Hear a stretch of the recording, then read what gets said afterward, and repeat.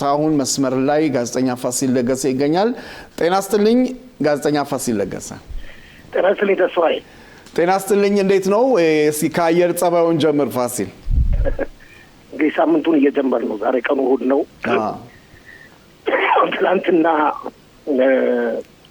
ማለትም ለስለስ ያለ ቀን ካለፍን በኋላ ፀሐይን ማየት ከቻልን በኋላ ምንም እንኳን ትንሽ ቅዝቃዜ ቢኖርም ዛሬ እንደገና ዝናብ ተመልሷል። ዝናቡ እንግዲህ ከሰሜኑ የሀገሪቱ ክፍል ጀምሮ እስከ ደቡብ የሀገሪቱ ክፍል ድረስ ነው። በተለይም በባህር ዳርቻ አካባቢ በሚገኙ ከተሞች አካባቢ ነው ዝናብ ይዘንበው። ለምሳሌ ያህል ብንጠቅስ ሃይፋ፣ ቴልአቪቭ፣ ናታንያ ሁሉም ከተሞች ማለት እንችላለን። እስራኤል ብዙ ከተሞች በባህር ዳር ነው የሚገኙት። ራሾን ለጽዮን፣ አሽቀሎን፣ አሽዶድ በሁሉም አካባቢዎች ዝናብ ይዘንባል።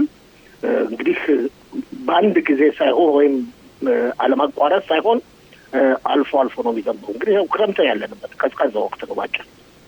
በጣም ይገርማል። ከኢየሩሳሌም ወደ ቴልአቪቭ በተጓዝኩበት ጋም እንደዚሁ ጉም ውስጥ ነበርን። ልክ ቴልአቪቭ ስትደርስ በቃ ብርሃን ነበር። ፀሐያማ ነው ዛሬ ቴልአቪቭ አካባቢ። እንግዲህ እየመሸ ሲሄድ ድንገት ንፋሱ ከበድ ያለ ይመስላል። እንግዲህ ፋሲል በእውነት በዛሬው ውይይታችን ላይ ትኩረት የምናደርገው ያው ፕሬዚደንት ዶናልድ ትራምፕ አነጋጋሪ የሆነው ቱርክና ኳታር በጋዛ ላይ በሚቆጣጠረው ኮሚቴ ውስጥ ይግቡ አይግቡ የሚለው በእስራኤል ውስጥ በጣም ተቃውሞ እየበዛበት ነው። በዚህ ጉዳይ ላይ እስኪ እንጀምር ፋሲል። እንግዲህ ይህንን ፕሬዚደንት ዶናልድ ትራምፕ ይህን ሀሳብ ሰርፕራይዝ አድርገው አይደለም ያቀረቡት፣ አስቀድመውም ተናግረዋል ደጋግመው።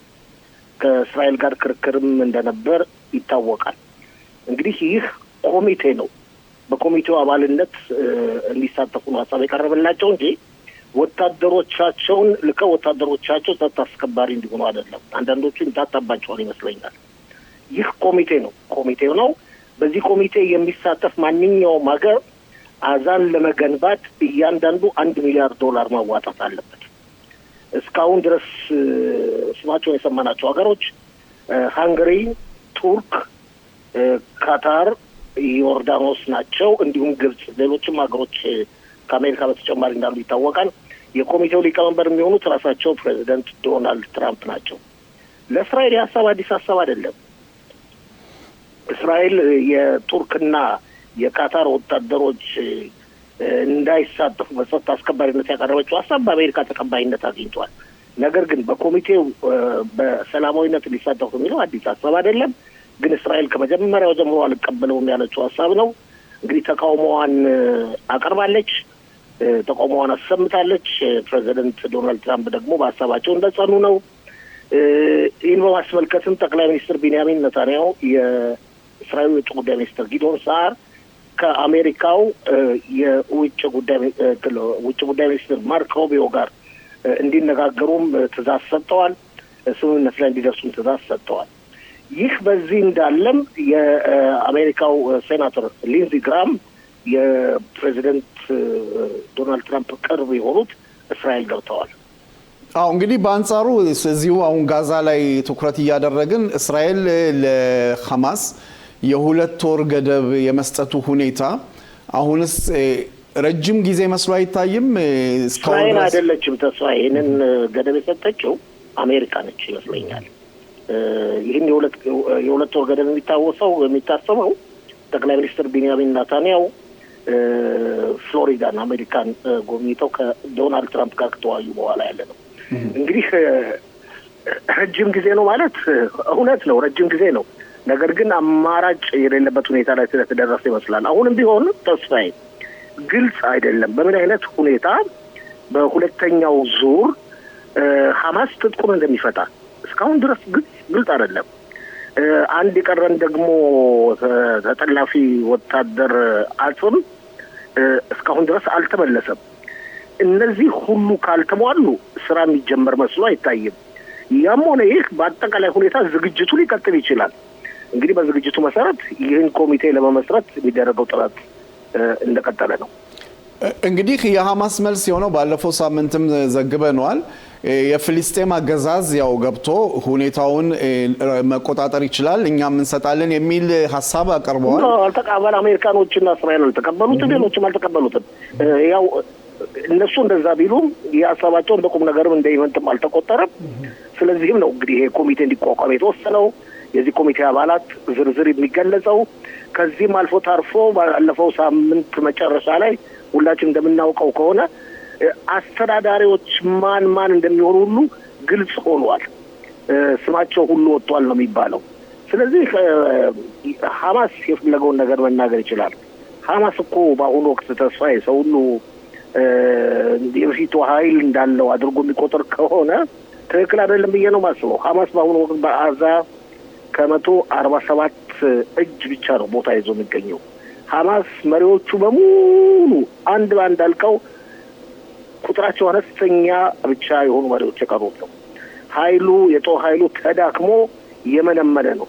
ስለዚህ ሐማስ መናገር ይችላል። በተቀሩት በውጭ ሀገር በየሆቴሎቹ በየ5 ኮከቦች እንደሚለው አቶ ሽሎሞ የሚዝናኑት መሪዎቹ የሚሰጡት መግለጫ በእስራኤልም ሆነ በአሜሪካ ዘንድ ተቀባይነት የለም። ትጥቃችንንም አንፈታም እያሉም ደጋግሞም እየተናገሩ ነው። እንግዲህ መጨረሻው ምን እንደሚሆን ወደፊት የምናየው ይሆናል። እንግዲህ የጋዛን ጉዳይ ለመቋጨት ያህል ፋሲል፣ ከሰሞኑ ይሄ ኮሚቴ ምን ያህል ይቆያል ብለህ ታስባለህ የሚቋቋመው? እንግዲህ ኮሚቴ በጥቂት ወራት ውስጥ መቋቋም አለበት። ግን ከዛ በፊት የሚሟሉ ነጥቦችና አጀንዳዎች እንዳሉ አስቀድሜ ገልጫለሁ። ከዛ በፊት ራንግቪሊ መመለስ አለበት። ከዛ በፊት ኮሚቴው ቢቋቋም ስራ ከመጀመሩ በፊት ሐማስ ትጥቅ መፍታት አለበት። ይህ ስምምነቱ ነው። ስለዚህ አሁን ዝግጅት ነው የሚደረገው። እንግዲህ 1 ወርም ሊፈጅ ይችላል፣ 2 ወርም ሊፈጅ ይችላል፣ 3 ወርም ሊፈጅ ይችላል፣ 4 ወርም ሊፈጅ ይችላል፣ 5 ወርም ቢቋቋም እስከዛ በኋላ እንዴት ነው የሚሰራው? መሰረታዊ የሆኑ ጉዳዮች ካልተሟሉ። ኦኬ፣ ስለ ጋዛው ጉዳይ እንግዲህ ከሰሞኑን በእውነት ክትትል እያደረግን እንወያያለን። እስኪ አሁን ወደ ኢራን እንግባና ፋሲል፣ ከሰሞኑ ያው ኻሜናይም ዶናልድ ትራምፕም በአንዳንድ በሚዲያ የመወቃቀስ ሁኔታዎችም ተሰምተዋል። ህዝቡ እስካሁን ድረስ ይጠብቅ የነበረው በእውነት እርዳታው መንገድ ላይ ነው የሚለው አነጋገር ትንሽ ቅር አሰኝቷቸዋል። ህዝቡ ትክክል ነው። አንደኛ ኻሜናይና ዶናልድ ትራምፕ ከዘራፍ መባባላቸው አዲስ ነገር አይደለም። አዲስ ነገር አለ። ባለፉት ጊዜያቶች ሁላችን እናስታውሳለን። እንግዲህ አሜሪካው ፕሬዚደንት ደግሞ ይህን ድርጊት የሚፈጽሙት አውቀው ነው። ሳይኮሎጂካሊ የኢራንን መሪዎች ጭንቅላት ለማዞር ነው። አንድ ጊዜ ጥሩ ነገር ይናገራሉ፣ አንድ ጊዜ መጥፎ ነገር ይናገራሉ፣ አንድ ጊዜ ጥሩ ነገር ይናገራሉ፣ አንድ ጊዜ መጥፎ ነገር ይናገራሉ። በአጠቃላይ ሁኔታ እንግዲህ ባለፈው ሳምንት መጨረሻ አካባቢ ድብደባ ይፈጸማል የሚል ሀሳብ በሁሉም ዘንድ አድሮ ነበር። እንደሚባለው ከሆነም ታቅዶ ነበር፣ ተዘጋጅቶ ሙሉ ነገር ማልቆ ነበር። መጨረሻ ላይ በተለያዩ ምክንያቶች ድብደባውን ፕሬዚደንት ዶናልድ ትራምፕ ከተግባር ላይ እንዳይውል አድርገውታል። ይህንንም ከዚህ ሁሉ ምክንያት አንዱ ማለትም እንዳይውል ካደረጉት አንዱ እስራኤል ነችም እየተባለ ይሰራጫል። እንግዲህ የኢራን ሕዝብ ይህን ጥያቄ ያቀርባል። ማለትም ፕሬዚደንት ትራምፕ ያለማወላወል ተነሱ፣ መንግስቱን ያዙ፣ ተቆጣጠሩ፣ ትግላችሁን አፋፍሙ ብለዋል።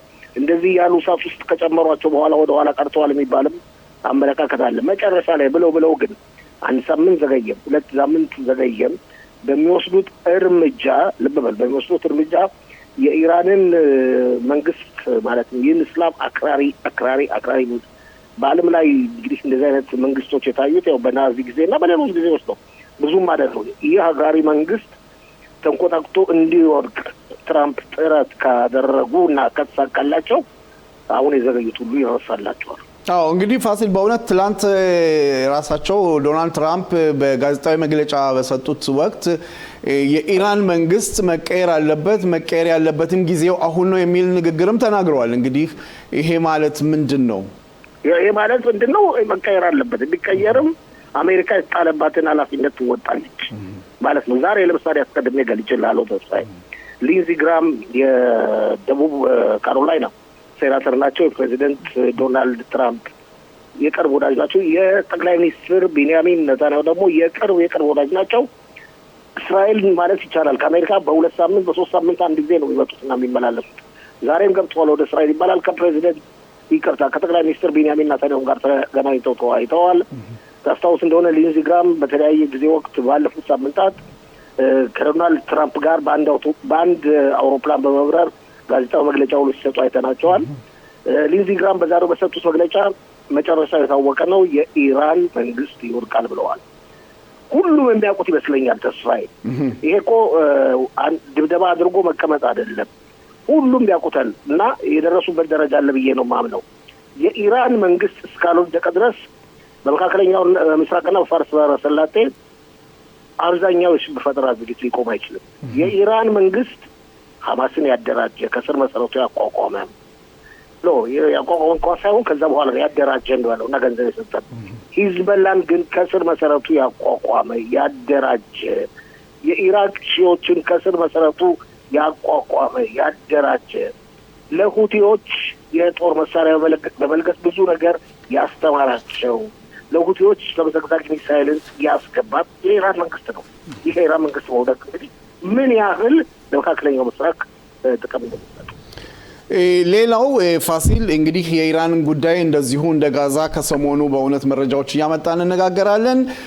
ከጥቅምት 7 በኋላ ከወጡ ጥናቶች ውስጥ የይሁዳና ሰማሪያን አካባቢ ሐማስ ምን አይነት ጥቃት ለማድረስ እንደነበረው የአንዳንድ ሰነዶች ተገኝተዋል። በዛ ሰነድ መሰረት እንግዲህ የመከላከያ ሚኒስትርም የሰጡት ትዕዛዝ አለ። በዚህ ጉዳይ ላይ ምን የምታውቀዋለ? ምን አይነት መረጃዎች አሉ ፋሲል? አዲስ አይደለም። ይህ መረጃ አስቀድሞ የተዘጋጀ ነው የሚባለው። የሐማስ ድርጅት በአዛ ድንበር አካባቢ የሚገኙትን ከተሞችና መንደሮች እንዳጠቃ ሁሉ በይሁዳና ሰማሪያ ቀበሌዎች ለማጥቃትም ዝግጅት አድርጎ እንደነበረ የሚያጋልጥ መረጃ ተገኝቷል። ይህ መረጃም ሲጋለጥ ሁሉንም ማጋለጥ አልተቻለም። የተለያዩ ተንታኞችም ሆኑ የመንግስት ባለስልጣናት መረጃው በይፋ ሙሉ ለሙሉ መገለጽ አለበት የሚል ጥያቄ እያቀረቡ ነው። ያም ሆነ ይህ እድሜ ልኩን ሐማስ በይሁዳና ሰማሪያ በኩል በማድረግ ናታንያን፣ ክፋር ሳባን የመሳሰሉ ከተሞችን ለማጥቃት ማቀዱን ያቋረጠ መስሎ አይታይም። ግን ይህ መረጃ አዲስ መረጃ አይደለም። አዎ እንግዲህ ባለፈው በጦርነቱም ጊዜ ቱልካረም እና ጀኒን አካባቢ ያው ጦር ሰራዊቱ እዛ አካባቢ የነበሩት ነዋሪዎች እንደወጡ አልተመለሱም። በአሁኑ ሰዓት ቋሚ ጦር እንዳለ ነው የሚነገረው። እንግዲህ ከሰሞኑ ያው እስካሁን ድረስ ይሁዳና ሰማሪያን ባስመለከተ ምንም አይነት መንግስታዊ ገለጫ ወይም ደግሞ ፕሬዚዳንት ዶናልድ ትራምፕም እውቅናው እንዲሰጥ እስካሁን ድረስ ምንም የወጣ ነገር የለም። በዚህ ጉዳይ ላይ ምን ትላለህ ፋሲል? እውቅናው እንዲሰጥ እንግዲህ አንደኛ ይህን ከጠየቀን ጉዳዩ በማስመልከት የማዕከላዊ ከፍተኛ ክትትል እያደረገ ነው። ይህ በአዛ አካባቢ የደረሰው ድርጊት ተመልሶ በይሁዳና ሰማሪያ እንዳይደርስ የማወቁን ሁኔታ ማለትም የእስራኤል መሆናቸውን ይሁዳና ሰማሪያ አካባቢ መሬቶች እስራኤል መሆናቸውን የማወቁን ሁኔታ ለጊዜው ፕሬዚደንት ዶናልድ ትራምፕ ሌሎች ድርጊቶችን ማከናወን ላይ ስለሆኑ ፊት አልሰጡትም ወይም የመጀመሪያ ቦታ አልሰጡትም። ግን ተስፋዬ በይሁዳና ሰማሪያ አካባቢ እኮ ወደ 800,000 የሚጠጉ ይሁዳውያን በአሁኑ ወቅት ይኖራሉ። 800,000 እነሱም የተለያዩ መሬቶችን ይዘዋል። ከተማዎቹ ሁሉ ተመስርተዋል። ለምሳሌ ምናምን ማዕሊያ ዱሚምና አርየል ይሁዳና ሰማሪያ ከተማዎች ናቸው ተብሎ የሚጠቀሱት ከተማ በከተማ ደረጃ እንኳን ከሄደ። ስለዚህ በስም በይፋ መታወቁ ጥሩ ነገር ቢመስልም ባይታወቅም ይሁዳና ሰማሪያ ቀበሌ ነዋሪዎች እስራኤላውያን ናቸው። ይሁዳና ሰማሪያ ማለትም ነዋሪዎቹ የሰፈሩባቸው እና የሚኖሩባቸው ከተሞችን የእስራኤል ናቸው።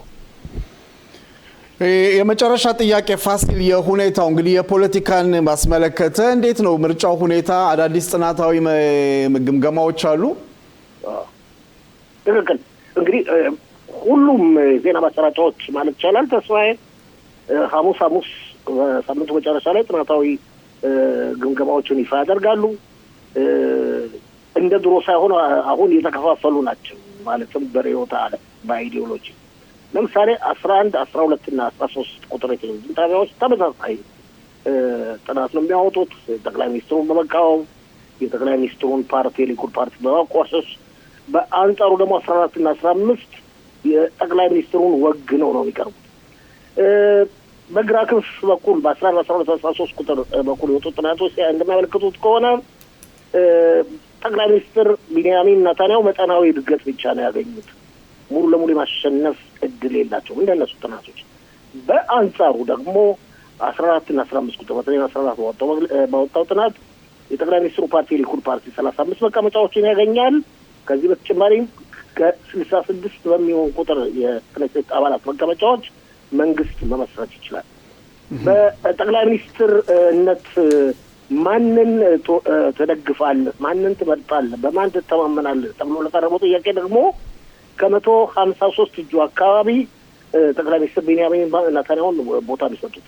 ከዛ በኋላ ነው ወደ ኋላ ተንሸራተው ናፍታሊ ቤኔት ከ119 20 እጅ አካባቢ የተቀሩትም ማለትም ጋዲ አይዘንኮት፣ ያኢር ላፒድ፣ ሊበርማን እንዲሁም ቤኒ ጋንትዝ ተከታትለው ነው የሚወጡት። እያንዳንዳቸውም 1 5 6 8 ምናምን እጅ ነው የሚያገኙት። እንግዲህ ጠቅላይ ሚኒስትሩ ባይፋር ማለትም በብዙ ተወዳዳሪዎቻቸውና ተፎካካሪዎቻቸውን ይመራሉ ማለት ነው።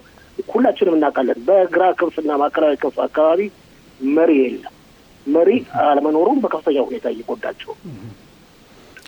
እንግዲህ በእውነት ይህ ዓመት የምርጫ ዘመን ነው። እንግዲህ ያው ከውስጥም ያሉ አዳዲስ ፓርቲዎችም ከውጭ መግባት የሚፈልጉ ብዙ እንቅስቃሴ እያደረጉ ነው በአሁን ሰዓት። እንግዲህ ይህ ዓመት ምን መስሎ ይታያል አንተ ፋሲል? ዋው ይህ ዓመት በአንድ በኩል ከጦርነት የወጣችውን እስራኤል ራሷን ገነባበት ዓመት ነው። ይህ ዓመት ደግሞ ከፍተኛ የፖለቲካ ክርክርና ልዋቶች የሚፈጠርበት ዓመት ነው። ምክንያቱም ቢያንስ ህዳር አካባቢ ግዴታ ብሔራዊ ምርጫ መካሄድ አለበት። ከፍተኛ የፍትጊያ ዓመት ነው እንላለን። ህብረተሰቡ እንግዲህ ምላሱን ቆጥቦ ክርክርም ቢኖርበት በተገቢው ሁኔታ ቢያደርገው የሚመረጥ መስሎ ይታያል። እንግዲህ እስራኤል የመካከለኛው ምስራቅ ገናና መንግስት መሆኗን አረጋግጣለች። በአዛ የበላይነትን ተጎናጽፋለች። በሊባኖስ የበላይነትን ተጎናጽፋለች። በሶሪያ የበላይነትን ተጎናጽፋለች። በኢራን ራሷ የበላይነትን ተጎናጽፋለች። ሁቲዎች በየመንም የበላይነትን ተጎናጽፋለች። ስለዚህ እስራኤል የመካከለኛው ምስራቅ ሀያል አገር መሆኗን አስመስክራለች። የሁሉ ጥሩ ነገር ስለሆነ እስራኤል ህዝብ መደሰት አለበት። በአንጻሩ በፖለቲካውና በዲሞክራሲ ጉዳይ ክርክሩን መቀጠልም አለበት፣ ግን በተገቢ ሁኔታ። ብዙ ጣጣ ነው የምናሳልፈው በዚህ ዓመት ተስፋዬ።